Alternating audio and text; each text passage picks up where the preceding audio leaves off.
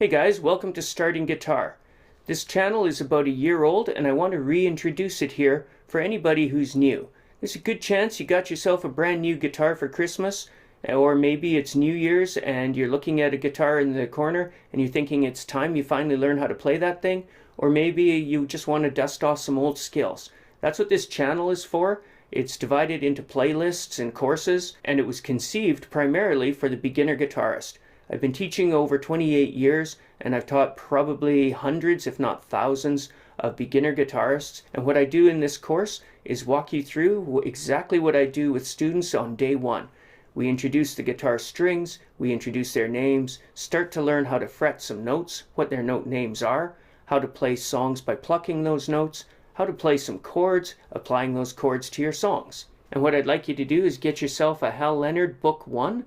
The beginner guitar course uses this book, and then Hal Leonard Book 2 and 3 as well. At a certain point, I also go through the songs in Mel Bay's book. If you want to start in Mel Bay, I don't go through in this course the note reading in these exercises. So go through the Hal Leonard ones first. Even if you don't have the book, read them online, write them out, and make your own notes about them. And then as I advance, you'll find yourself moving more and more toward the Mel Bay.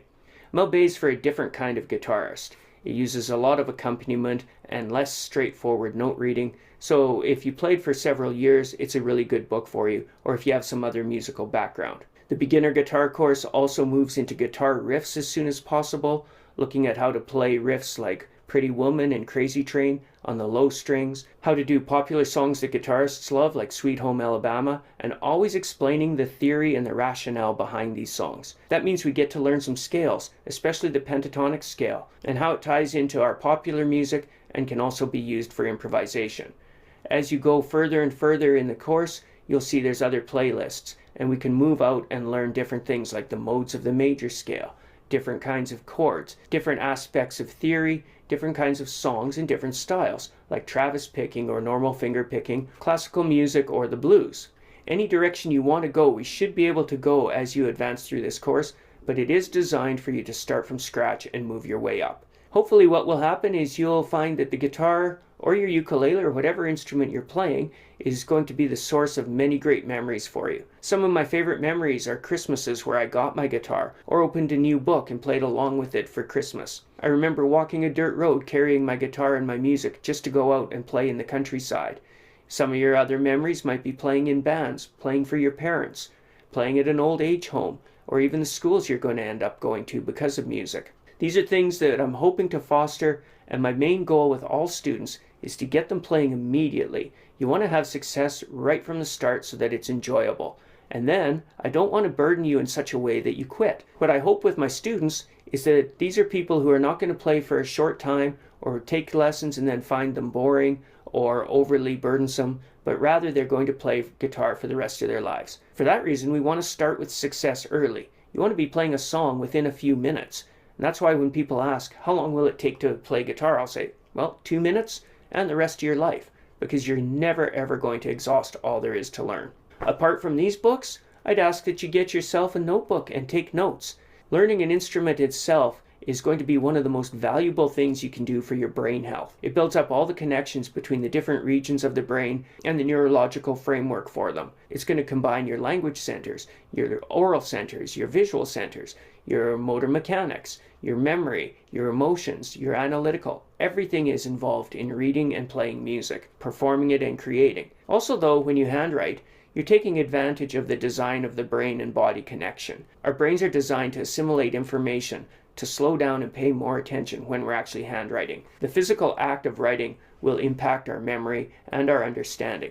I have a few students who watch these videos and actually transcribe what they're seeing on the video. They write notes of what I'm saying, but also copy down the music into their notation books. Others are copying down music in tab that we've done, and they're finding that they not only understand it better and remember it better, but actually suddenly play it better. If you keep these notebooks, one of your joys will be looking back in 10 or 15 years and seeing a stack of them. And although a lot of times we feel like we're not improving, the notebooks will remind you how much you are. I have students who just rejoice to look back at them. Of course, this triggers endorphins when you look back with nostalgia at things you've done. but it's also joyful to see how much better you've gotten. They'll look at things that were giving them trouble, like a certain chord that they thought they'd never get, or note reading on songs, and they look at it now and go, how is that ever difficult? And the reason it was difficult is we did not have the neurology and the training for it yet. When you work on it and build up that library of knowledge, you move on and don't actually recall the struggles. So for that reason, we always think we're constantly struggling on something new and everything's hard and we're never getting anywhere. So the notebook is great so you can look back and see, actually, I've gotten way better at so many things and therefore I'm going to get better at this. That reminds me, when you're trying to learn something, try to affect a good posture. Sit up and pay attention. Smile and act interested. Guess what? This tells your brain that you are interested and it turns on the centers that pay attention. If you slouch and you look bored and you act bored, your brain goes, well, we're bored, we're not interested, and it will zone out. You will not record the information in the same way. Treat this like it's something important, and your brain will accept it like it's something important.